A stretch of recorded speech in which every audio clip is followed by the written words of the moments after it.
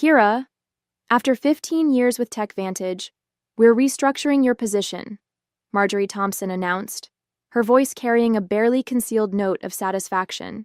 She sat across from me in the small conference room, flanked by Denise from HR, both of them wearing carefully crafted expressions of corporate regret. The company is moving in a new direction, Denise added, sliding a manila folder across the table. Your contributions have been valuable, but we're consolidating the research division under the product development team. I nodded thoughtfully, accepting the folder without opening it. Inside would be the standard severance package: 2 weeks for every year of service, continued health coverage for 3 months, and a list of career counseling resources I would never use. I completely understand, I replied, my voice steady. These decisions are never easy. Relief flashed across their faces. They'd clearly expected tears, protests, or anger. After all, I was a 55-year-old woman being pushed out of the tech industry, where youth was prized above experience. What they didn't know was that I had anticipated this moment for weeks, ever since a misdirected email thread had appeared in my inbox last month. We'd like you to clean out your desk by Friday, Marjorie continued, gaining confidence from my apparent acceptance. We'll need your keycard, company laptop, and phone before you leave. Your team will be notified this afternoon. My team. 6 brilliant engineers I had personally recruited and mentored over the years. The same team that had helped me develop the distributed processing algorithm that now powered TechVantage's flagship product, AccountSphere, accounting software used by over 40% of Fortune 500 companies. Of course, I said, rising from my chair. Is there anything else? They exchanged glances, clearly thrown by my composure. Marjorie recovered first. That's all for now. Thank you for making this professional. As I walked back to my office, I passed the glass-walled conference room where the executive team was meeting. Through the transparent barrier, I could see CEO Victor Lawson gesturing animatedly at a PowerPoint presentation titled Q3 Revenue Projections. The same Victor Lawson who had taken credit for my algorithm at last year's industry conference, referring to me only as one of our research team members. I closed my office door and pulled out my personal phone, sending a single text message. It's happening. Friday is my last day. The response came immediately. Perfect timing, contracts are ready, dinner tonight to finalize details? I smiled as I looked at the calendar on my desk. Today was Wednesday. Friday, I would leave TechVantage for the last time. And Monday? Monday would be fascinating. That evening, I met Gregory Sullivan at Meridian, an upscale restaurant far from TechVantage's headquarters. As the CEO of Precision Systems, TechVantage's largest competitor, Greg knew the value of discretion. He'd reserved a private dining alcove in the back, shielded from curious eyes by elegant Japanese screens. They actually did it, Greg said, shaking his head after we ordered. I suspected they might, but to cut the very person who developed their core technology. Victor never understood what I actually created, I replied, sipping my water. He saw the implementation, the user interface, the marketing potential, but the underlying architecture, that was just tech stuff to him. The irony was almost too perfect. 3 months ago, I discovered the patent application for my distributed processing algorithm had never been filed by TechVantage's legal team. An oversight, they'd claimed when I inquired. They'd assured me they'd handle it immediately. But something about their response had seemed off, prompting me to check the company's internal documentation. That's when I found it, a strategy memo outlining plans to claim the algorithm as company-developed technology without specific inventor attribution. They'd planned to push me out before securing the patent, knowing intellectual property developed by employees typically belonged to the company. What TechVantage didn't know was that I'd already been working on refinements to the algorithm on my own time, using my personal equipment. Those improvements, which dramatically increased processing efficiency by 43%, weren't covered by my employment agreement. I'd quietly filed for a patent under my own name last month, fully documented with timestamps and development logs, that clearly showed the work was completed outside of company time. The patent had been granted with remarkable speed, thanks to Greg's introduction to a top-tier IP attorney. All the paperwork is finalized, Greg said now, sliding a folder across the table. As soon as you sign, Precision Systems officially acquires exclusive licensing rights to your patent. The press release goes out Monday morning, announcing you as our new Chief Innovation Officer. I reviewed the documents carefully, though I'd already memorized the key terms: a 7-figure signing bonus, substantial equity in Precision Systems, and ongoing royalties from all products using my algorithm. What do you think Victor's face will look like when he realizes what's happened? Greg asked, unable to hide his satisfaction at the prospect. I'm more concerned about my team, I admitted. They don't deserve to be caught in the fallout. Greg nodded. Already addressed. We have positions for all 6 of them if they're interested. Senior roles with significant raises. I signed the final page and closed the folder. In one elegant move, I had secured my future, protected my team, and ensured recognition for my work. To new beginnings, Greg said, raising his glass. And to owning your own value, I added, clinking my glass against his. Thursday and Friday passed in a blur of exit interviews, knowledge transfer meetings, and saying goodbye to colleagues. I maintained my professional composure throughout, even as rumors spread across the company. Administrative assistants gave me sympathetic glances in the hallways. Junior developers approached awkwardly, asking if I'd provide LinkedIn recommendations before I left. I documented everything meticulously, every project, every password, every process, knowing full well that TechVantage would soon discover just how thorough they needed me to be. My decision to leave comprehensive transition notes wasn't kindness. It was evidence. Evidence that I had acted in good faith while the company had not. During my final exit interview on Friday afternoon, Denise from HR went through the standard checklist with mechanical efficiency. You understand that any intellectual property developed during your employment remains the property of TechVantage, she stated, pushing a non-disclosure agreement across the table. Of course, I replied pleasantly. Anything developed within the scope of my employment, using company resources during company time. I emphasized those qualifiers slightly, but Denise was too busy checking boxes to notice. And you affirm you have no copies of proprietary company information? I have taken nothing that belongs to TechVantage, I confirmed truthfully. The patent was mine, after all. As I packed the personal items from my desk, family photos, a collection of conference badges marking 15 years of industry events, the coffee mug my team had given me last Christmas, Marjorie stopped by, leaning against my doorframe with artificial casualness. I just wanted to check that everything's clear for your departure, she said, watching me place items into a cardboard box. Crystal clear, I replied, wrapping a small award I'd received for the very algorithm now at the center of my plans. The irony wasn't lost on me as I carefully placed it between layers of tissue paper. You know, Kira, these restructuring decisions are never personal, Marjorie continued. Victor feels the company needs to move in a more youthful direction. I looked up, meeting her gaze directly. I understand completely. Business is business. Something in my tone made her pause. For a brief moment, uncertainty flickered across her face, but she quickly dismissed it. What could a soon-to-be unemployed 55-year-old woman possibly do? Will you be taking some time off? She asked, an artificial note of concern in her voice.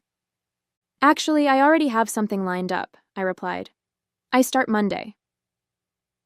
Oh. Surprise crossed her features. That's fast? Anything interesting? I smiled. Very. A leadership position. I'm quite excited about it. She nodded absently, already mentally moving on to other matters. Well, good luck with that. As I walked out of TechVantage's glass headquarters for the final time, keycard surrendered and personal belongings in tow, I took a moment to look back at the building where I'd spent 15 years of my career. On the top floor, I could see the executive conference room lit up for an evening meeting. likely discussing how to redistribute my responsibilities among younger, less experienced, and significantly less expensive staff. Little did they know that in less than 72 hours, that same room would be hosting an emergency crisis meeting instead. Monday morning dawned bright and clear. I dressed carefully in my new charcoal suit, a power outfit I'd purchased specifically for this day. The Precision Systems town car arrived precisely at 7:30 a.m. to take me to their headquarters, where I'd start my first day as Chief Innovation Officer. The press release went live at 7 a.m., Greg informed me as I settled into my new corner office with floor-to-ceiling windows. Industry newsletters are already picking it up. I've got the communications team monitoring reactions. The announcement had been crafted with strategic precision. Precision Systems acquires exclusive rights to revolutionary processing algorithm. Welcomes creator Dr. Kira Jennings as Chief Innovation Officer. It detailed my background, emphasized my role as the sole inventor of the patented technology, and outlined how Precision Systems would be integrating the algorithm into their next generation of products. Most importantly, it clearly stated that any company currently using the technology would need to negotiate licensing agreements with Precision Systems moving forward. At precisely 9:15 a.m., my phone lit up with the first text from my former team at TechVantage. Complete chaos here. What did you do? It was from Miguel, my lead developer. I smiled, typing back, "Check your personal email. All 6 of you have offers waiting." Meanwhile, 8 miles away at TechVantage headquarters, the scheduled Monday morning executive meeting was undergoing a dramatic transformation. According to Miguel's play-by-play updates throughout the morning, Victor had arrived at the office to find the company's general counsel and chief financial officer waiting at his door, both ashen-faced. The industry announcement had hit their inboxes simultaneously, setting off immediate alarms. By 9:30 a.m., what should have been a routine start-of-week meeting had morphed into an emergency crisis session. Board members were calling in remotely. The legal team was frantically reviewing my employment contract and the documentation around the algorithm's development. "They're pulling every file with your name on it," Miguel reported. "Someone just wheeled in all the servers from the research division for the tech team to analyze." I could picture the scene perfectly. Victor pacing the conference room, demanding explanations from Marjorie and the legal department. The stock would already be responding to the news. Investors hated uncertainty, and the announcement had created plenty of it. At 10:45 a.m., I received an email from Victor himself, the desperation practically emanating from my screen. "Kira, there appears to be a misunderstanding. Please call me at your earliest convenience to discuss." I forwarded it to Precision Systems' legal team without responding. By noon, the industry was buzzing with speculation. TechVantage's stock had dropped 7% since the market opened, while Precision Systems had seen a 12% increase. 3 different technology journals had requested interviews with me about the strategic coup that had shaken the accounting software industry. "How are you feeling?" Greg asked, stopping by my office as I settled in. "Validated," I replied honestly.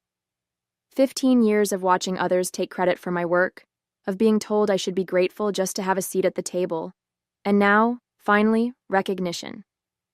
My new executive assistant appeared at the door. "Dr. Jennings, the development team is ready for you in the main conference room. And..." She hesitated. "TechVantage's CEO has called 4 times in the last hour." "Please let him know I'm in meetings all day," I replied calmly. "I'll have our legal team reach out to discuss licensing options later this week." As I walked toward my first meeting as Chief Innovation Officer, my phone buzzed with another update from Miguel. "Board just called emergency session. Victor looks like he's about to explode. P.S. My team and I accept your offer. When can we start?" By Tuesday morning, the full impact of my departure had become clear to everyone at TechVantage. Their flagship product, AccountSphere, relied entirely on my algorithm to process the massive datasets that gave it an edge over competitors. Without licensing rights to my patent, they faced 2 equally unpalatable options: negotiate with Precision Systems or rebuild their core technology from scratch, a process that would take years and millions in development costs. Victor has called an all-hands meeting for 2 p.m., Miguel texted. It was his last day at TechVantage. He and the rest of my former team would be starting at Precision Systems next Monday. Rumor is they're going to try to sue you. I forwarded his message to our legal department, who responded almost immediately. Let them try. Your documentation is impeccable. Development logs, timestamps, personal equipment usage, all clearly established. We've prepared for this scenario. Meanwhile, I was settling into my new role with remarkable ease. The respect I received at Precision Systems was a stark contrast to my final years at TechVantage. When I spoke in meetings, people actually listened. My ideas weren't repackaged by male colleagues and presented as their own. My age and experience were viewed as assets rather than liabilities. The engineering team is implementing your efficiency improvements, Greg informed me during our afternoon briefing. Early testing shows a 51% performance boost, even better than we projected. I had several refinements I never shared with TechVantage, I admitted. After I discovered they were planning to eliminate my position, I saw no reason to give them my best work. Their loss, our gain, Greg replied with a satisfied smile. Speaking of which, the first licensing inquiry came in this morning. Not from TechVantage yet, they're still in denial, but from Dataflow Systems. They're worried about being caught in the crossfire. At 3:30 p.m., Miguel sent a detailed account of Victor's all-hands meeting.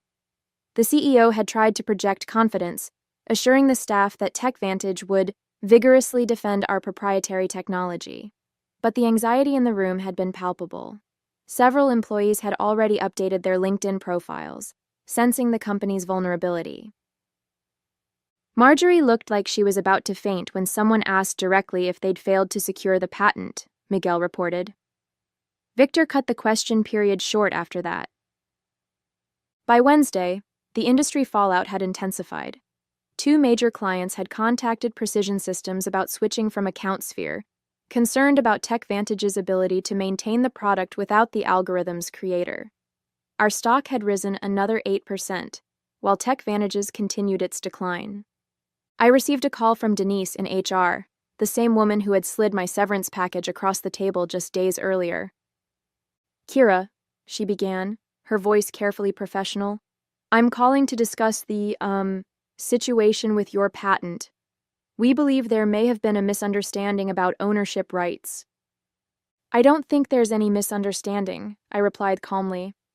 My employment agreement clearly states that intellectual property developed on my own time, using my own resources, remains mine.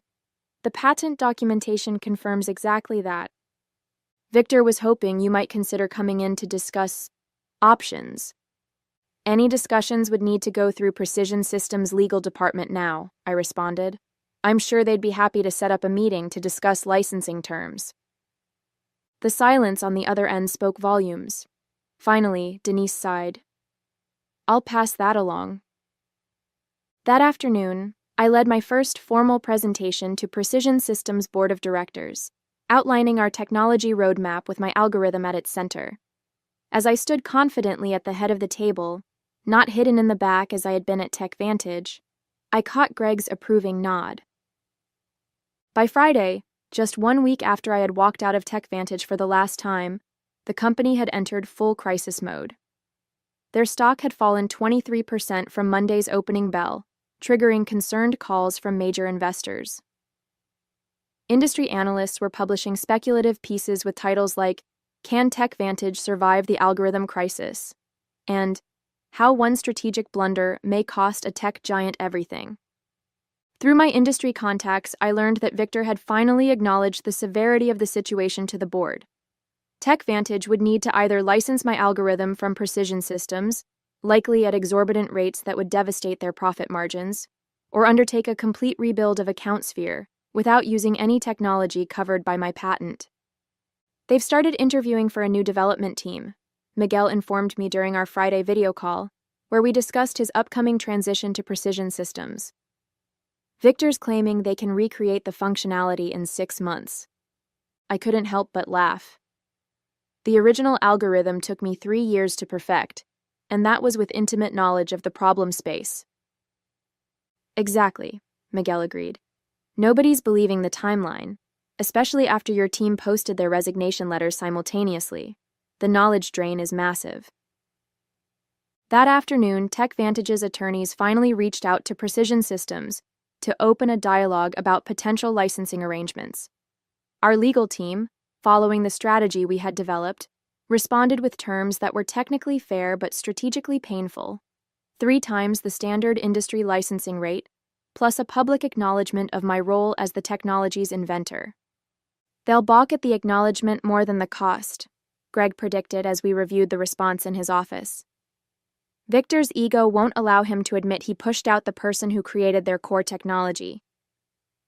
Then they'll have to rebuild, I replied, and every day they spend trying to replicate my work is another day we extend our lead in the market. The following Monday morning, 10 days after my unceremonious dismissal, I led the first meeting with my newly assembled innovation team, which included Miguel and the other 5 engineers from TechVantage. The energy in the room was electric as we mapped out the next evolution of my algorithm. "This is how development meetings should be," commented Anita, one of my former team members. "At TechVantage, we spent half our time explaining basic concepts to executives who wouldn't listen anyway." "That's the difference between being valued and being seen as replaceable," I replied. "Here, your expertise is recognized." As we wrapped up the productive session, my assistant appeared at the door. "Dr. Jennings, there's been a significant development with TechVantage. Their board just announced an emergency leadership change. Victor Lawson is stepping down, effective immediately." The news spread quickly. Within hours, industry publications were reporting that TechVantage's board had lost confidence in Victor's leadership, following the patent oversight that threatened the company's flagship product. Marjorie Thompson was also out, along with the head of legal who had failed to properly secure the patent. That evening, I received an unexpected email from Richard Donovan, TechVantage's newly appointed interim CEO. Unlike Victor's desperate message from the previous week, this one was straightforward and respectful. "Dr. Jennings, congratulations on your new position. I've been brought in to help TechVantage navigate the current situation. I'd like to discuss a fair licensing arrangement for your patented technology. We're prepared to acknowledge your contributions publicly and make appropriate amends for the oversights of previous management.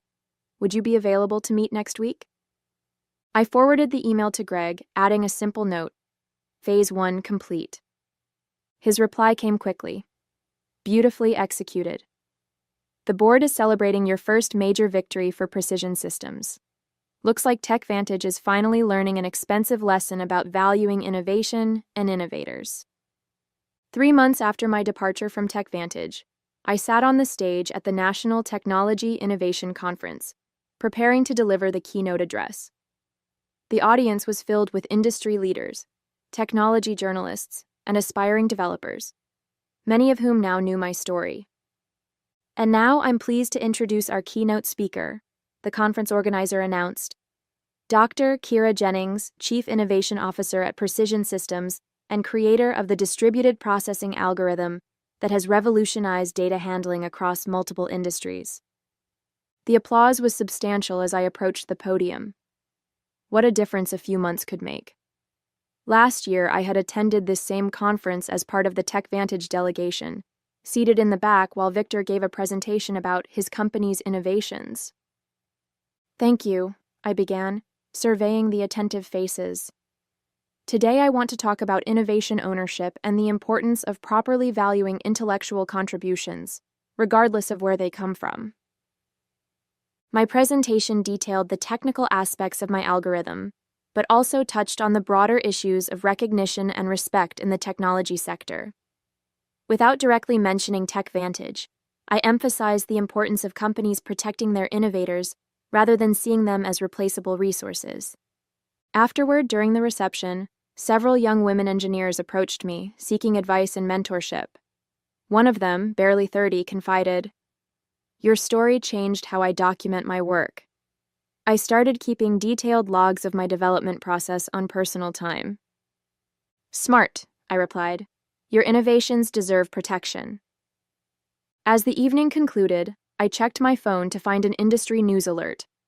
TechVantage had finally announced the licensing agreement with Precision Systems, acknowledging me by name as the algorithm's creator. Their stock had stabilized, though at a significantly lower valuation than before my departure. 1 year to the day after being told to clean out my desk, I sat in my spacious office at Precision Systems, reviewing the quarterly innovation report. Under my leadership, the company had released 3 groundbreaking products built on my algorithm, capturing significant market share from TechVantage and other competitors. A knock at my door interrupted my analysis. It was Greg holding a bottle of champagne and 2 glasses. "Happy anniversary," he said, setting the glasses on my desk. "The board asked me to share the news with you personally before the public announcement. Precision Systems has officially surpassed TechVantage in market valuation for the first time in company history." I smiled, feeling not triumph but a quiet satisfaction. That's what happens when you value innovation properly. As Greg poured the champagne, my assistant delivered a sleek envelope. Inside was an invitation to speak at Women in Technology's annual Leadership Summit. The topic: Owning Your Intellectual Value, How Proper Documentation Changed an Industry. "You've become something of an icon, you know," Greg commented, noticing the invitation. "The story about the executive who didn't recognize what she had until it was gone has become a cautionary tale in corporate boardrooms." Richard Donovan, who had remained as TechVantage's CEO after the crisis, had implemented sweeping changes in how the company recognized and rewarded innovation. Their new policies on intellectual property protection and inventor recognition were reportedly modeled after the program I had established at Precision Systems. "It was never about revenge," I said, raising my glass in a toast. "It was about recognition, about showing the industry that innovation isn't anonymous. It comes from real people who deserve real credit." "To proper recognition," Greg agreed, clinking his glass against mine. As the afternoon sun streamed through my office windows, I reflected on my journey. At 56, I had finally found what had eluded me throughout my career: not just success, but acknowledgement. My name was now permanently attached to the algorithm that had changed an industry, exactly where it belonged.